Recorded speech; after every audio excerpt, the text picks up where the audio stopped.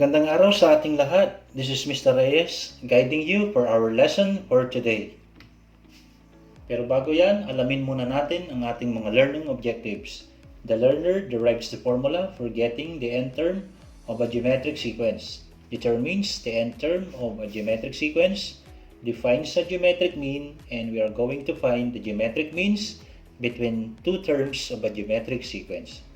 Simulan muna natin sa pamamagitan ng warm-up activity na ito, the water hyacinth. And just recently, the Pasig River was covered with water hyacinths, which caused the temporary suspension of Pasig Ferry Service. And each day, these hyacinths multiply and invasive almost the entire river. Grabe yung pagdami ng water hyacinths or water lily sa lugar na ito, na kung saan nagkaroon tuloy ng suspension ng Pasig Ferry Service. Kung titignan natin yung boat dito, halos na-trap siya sa sobrang dami ng water lily or water hyacinth sa paligid or sa mismong halos buong portion ng Pasig River. So, let us say, ganito yung mangyayari. Let's say merong 5 water hyacinths, and at a certain area of the river, you notice that each day comes, a certain class of water hyacinth doubles its number the previous day. Kumbaga, nagsimula sa 5 water hyacinths, and then the following day magiging 10 until we are going to find how many water hyacinths during or on the 10th day. So basically, you will need to keep on counting it by multiplying a constant number, which is the word double, or you are going to multiply 2 and so on. So, dadami at dadami yan hanggang sa almost portion ng certain area na yan ng river ay ma-occupy na.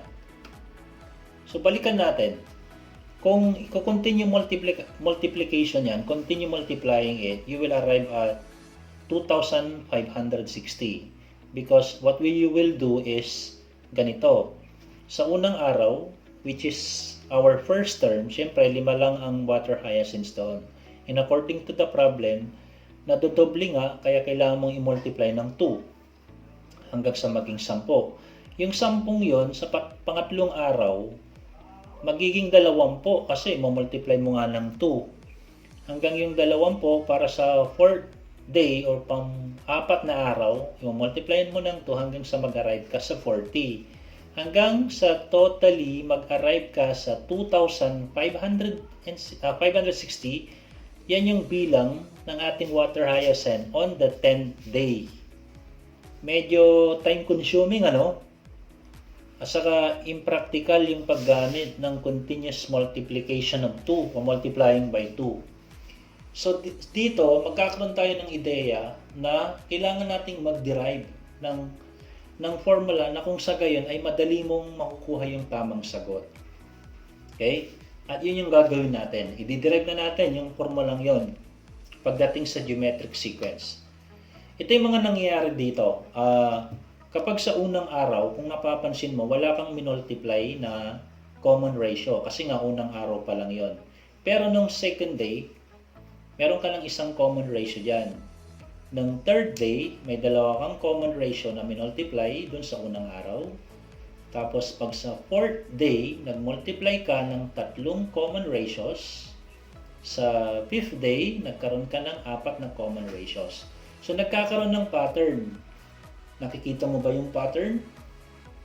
Kung titignan mo yung pattern, kapag pang-5 araw ang kinukuha, nagiging 4 lang yung common ratios na minomultiply mo. Kumbaga, yung number of common ratios is 1 lesser than the number of terms being mentioned, or pang ilang day or pang ilang term. 1 lesser parate yung ating common ratio. Kunwari dito sa pang 10, kung bibilangin mo yung common ratios na minultiply dito, 1, 2, 3, 4, 5, 6, 7, 8, 9, which is 1 lesser than the 10th term or the number of days mentioned. Kaya, makapag-derive tayo doon from that given idea, magko-comply tayo na yung bilang ng ating term is actually, pagdating sa common ratio, it is 1 lesser than of the common ratio, of the number of terms. Or to shorten or to analyze everything, kapag a sub 5 ang kinukuha mo, kailangan mo ng exponent 4 doon sa common ratio. Kasi nga, 1 lesser parati yung exponent doon sa common ratio pagdating naman dito sa subscript ng ating a sub n. And then, from that, makakapag-derive na tayo ng formula. If the given here is n minus 1, see to it that the subscript here is n, comprising that the n here and the n minus 1 here, 1 lesser yung n minus 1 dun sa subscript na n. And that supports that our a sub 1 is the first term, r is the common ratio, and then n is our number of terms. I-apply natin. Balik tayo sa water hyacinth na ito. Diba kung tutusin, ang ginagawa natin is, ang ginawa natin kanina, we kept on multiplying 2, pero dito i-apply natin yung formula. Pansinin mo, 10 ang nandito, 10 minus 1 ang nandun. And as you can see, from the given problem, our a sub 1 is 5, and our common ratio mentioned is 2. Isi-simplify mo yan, 5 times 2 raised to 9, you will have 5 times 512, and then you will arrive at 2,560. Okay, subukan nga kita sa mga items na ito. We are going to find the specified term of the given geometric sequences. We are going to show your solutions. You can pause the video and check your answer later. Simulan natin sa number 1. Paano kaya i-solve to? Unang-una, i-identify natin yung a sub 1. Ang ating a sub 1. Okay, obviously ang ating a sub 1 ay 3. Ang ating value ng n is simply 7. At unang-una, kunin din natin muna ang common ratio. Naalala natin nung previous discussion natin, simulan natin sa second term, tapos i-divide natin sa previous term hanggang sa makuha natin yung common ratio na 2. Yung 2 na yan, so substitute natin dun sa formula. Kung i-recall natin yung formula na na-derive natin kanina, a sub n is equal to a sub 1 times the common ratio raised to n minus 1. Ilagay natin ang a sub 1 which is 3. Ilagay natin ang common ratio which is 2. I-raise natin sa 7 minus 1 hanggang sa mag-arrive tayo sa 3 times 2 raised to 6 hanggang sa makuha natin ang ating a sub 7 na 3 times 64, and in the long run 3 times 64 is equal to 192. So therefore, the answer for the a sub 7 is 192. Subukan mo nga sa ating items 2 and 3. You can pause the video and check your answer later. And the answer for our number 2 is 2 over 729. And our third item, the answer is 1 over 64.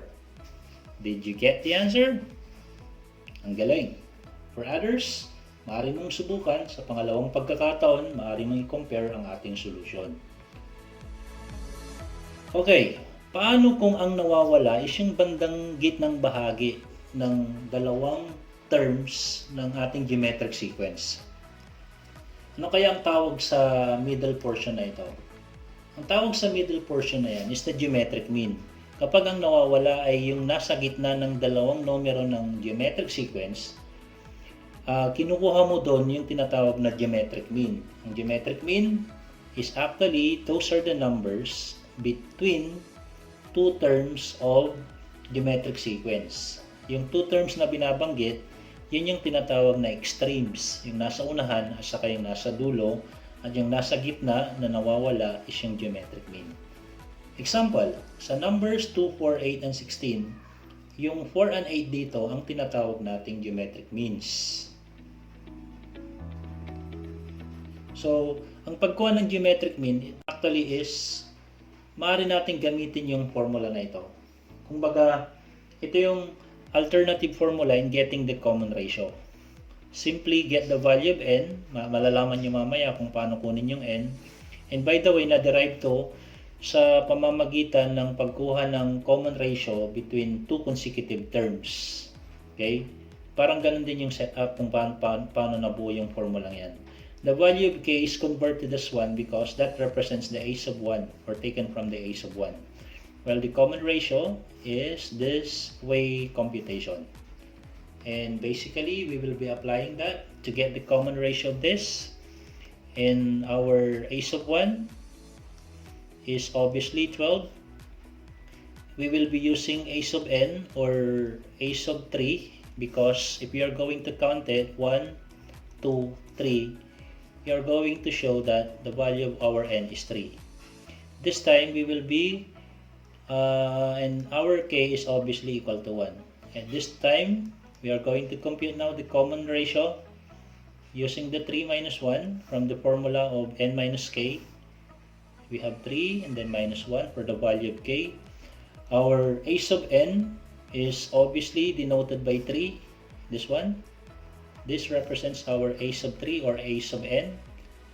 And our a sub 1 is equal to 12. In the long run, you will have 3 minus 1 is 2. At this time, I'm not going to write that 2 anymore because it is automatically be the lowest index that can be found in our arithmetical expression. The 3 over 12 can be transformed into 1/4. So in the long run, you can have 1/2 as the common ratio of the square root of 1/4. So you will be using that 1/2 from the result here para makuha mo yung a sub 2 which is the geometric mean. Kasi nga a sub 1 for 12 and a sub 2 for the given blank. So that supports our geometric mean which is the a sub 2. Nakukuha mo yung a sub 2 by using the a sub 1 multiply the noted common ratio. So therefore the answer is 6. So therefore the geometric mean of 12 and 3 is 6. Subukan mo nga sa mga items na ito. Simulan natin sa number 1. Paano kukunin yan? Again, bilangin natin 1, 2, 3, 4. So, ang ating value ng n is equal to 4. Ang value ng k natin is obviously 1, taken from the a sub 1. So, subukan natin kunin ang common ratio muna. Common ratio, again, the formula, alam nyo na yon, 4 minus 1. And then, dito is the last term, which is the 686. And dito naman is yung first term, which is 2. Hanggang sa mag-arrive ka sa 686 divided by 2, you will arrive at 343. And if you are going to compute that, the cube root of 343, okay, the cube root of that is equal to compute it, we have exactly 7. And that 7 will be used to get the geometric mean. Ating geometric mean ay nagkataong a sub 2 at saka sa a sub 3. To get the a sub 2, we have to use the a sub 1 times the common ratio. So we have 14. To get the a sub 3, use the a sub 2 which is 14 and multiply that by the common ratio. So we have 28, carry 2, we have 98. If you want to check, use that 98 multiplied by 7. The answer is 686, which is noted as the last term from our given. Solve for number 2 and check your answer later. Kindly pause the video. Answers are 27, 9, 3, and 1. Do we have the same answer? Well done. And for the others, go back to your solution and check kung nasaan man yung pagkakamali nyo doon. Kaya yan. At ito ang ating pinakahuling challenge. The problem is the third and the eighth term of a geometric sequence is given as 8 and the other one is 1/4. So we could write that our given is a sub 3 is equal to 8 and our a sub 8 is equal to 1/4. From the given problem, we are going to find the first term. It's a different problem now. And the next one is to get the common ratio. So dito, basically, magagamit natin yung formula for finding the common ratio. A while ago, in the geometric mean, we have n minus k, and then we have a sub n over a sub k. But at this point, we will be using this one as provided for the a sub k, and this one is our a sub n, which is 1/4, where k is noted as 3 and n is noted as 8. Substitute natin dito, magkakaroon tayo ng the value of n is equal to 8 and then minus 3. That would be the index of our radical expression. Our a sub n is 1/4 and our value a sub k or the a sub 3 is equal to 8. And then from that, magkakaroon tayo ng 5 for the index, and we could have 1/4 divided by 1/8, and that simplifies to, tas natin, magiging fifth root of 1/4, multiply natin dun sa reciprocal ng 1/8, so magiging, from here, this should be 8 over 1 still, and the reciprocal of that is 1 over 8, and you will have 1 over 32, and in the long run, the common ratio to have is 1/2.